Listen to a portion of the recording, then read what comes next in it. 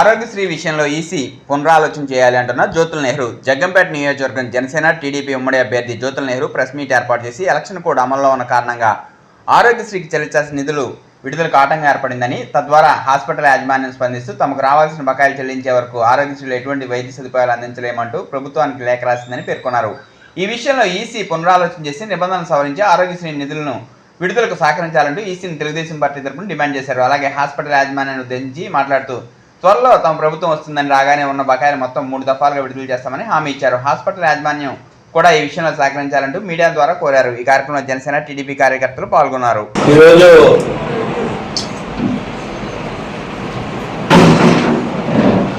ఎన్నికలే వారం రోజులైంది. మన ఎన్నికలే సుమారు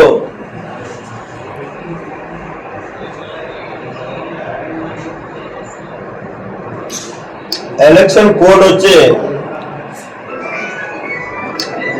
2 మాసాలు పైబడింది.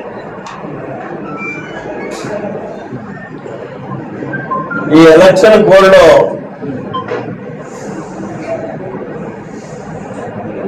ఎమర్జెన్సీ అవసరాల మీద ప్రత్యేకమైనటువంటి నిర్ణయాలు తీసుకోవాల్సినటువంటి అవసరం ఎలక్షన్ కమిషన్ మీద ఉంటుంది. నేను ఈరోజు టీవీలో చూశాను, ఆరోగ్యశ్రీ అన్నది సామాన్యుడికి సంబంధించింది. ఈ ఆరోగ్యశ్రీ 1500 రూపాయలు ప్రభుత్వం బకాయి పడి ఉంది ఓవరాల్ గా ఈ రాష్ట్రంలో ఉన్నటువంటి ప్రైవేట్ హాస్పిటల్ అన్నిటికీ. కాబట్టి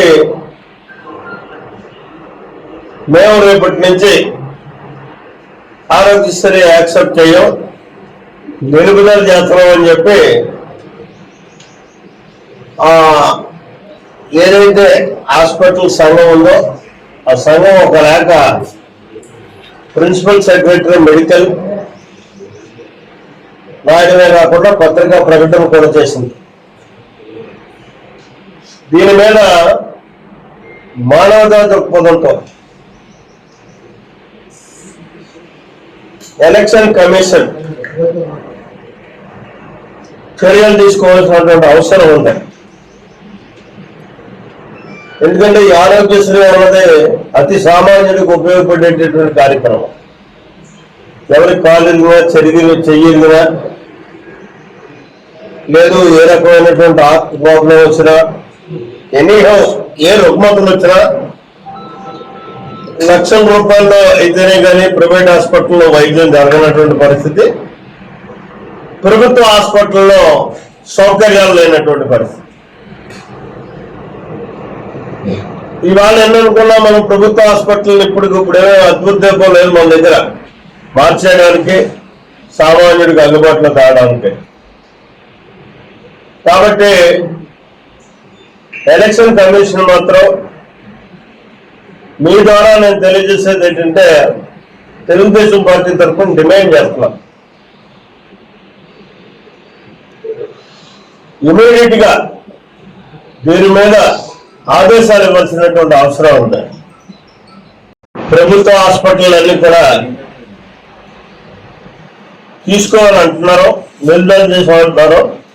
ఇమీడియట్ గా దాన్ని కొనసాగించే విధంగాను, అలాగని చెప్పి ప్రభుత్వం పరంగా ఏమైనా వెలుసుబాటు ఉంటే వాళ్ళకి పేమెంట్ ఇచ్చేటటువంటి విధంగాను ఎలక్షన్ కమిషన్ ఆలోచన చేయాలి, ఆదేశాలు ఇవ్వాలి.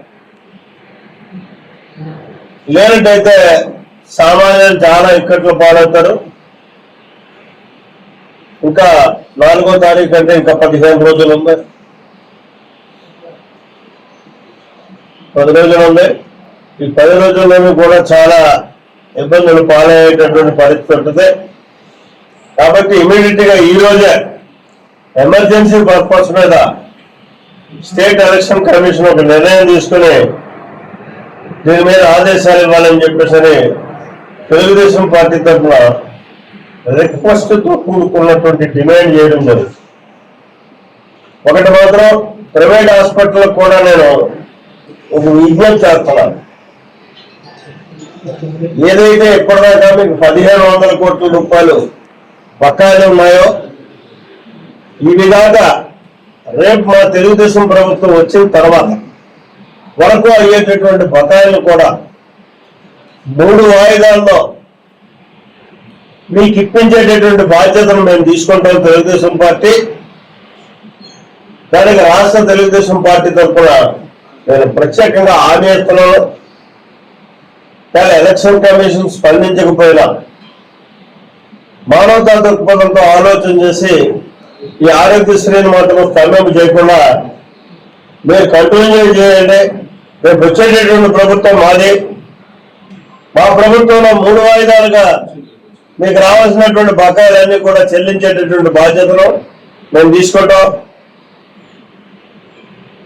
కాబట్టి మీరు ఆరోగ్యం చేసినా వెళ్ళండి, లేదా ఎలక్షన్ కమిషన్ బాధ్యత తీసుకుని చేయాల్సినటువంటి అవసరం ఉంది. కాబట్టి ఎలక్షన్ కమిషన్ కూడా తీసుకోవాలని చెప్పేసి డిమాండ్ చేస్తూ సెలవు తీసుకుంటాం.